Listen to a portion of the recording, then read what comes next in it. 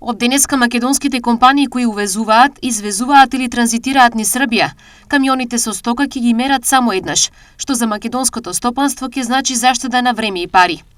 Директорите на царинските управи на Република Македонија и Србија, Стефан Богоев и Бранко Радојко, минатиот месец подпишаа меморандум за признавање на белешките од мерење на царинските терминали, така наречени кантарски белешки помеѓу двете земји.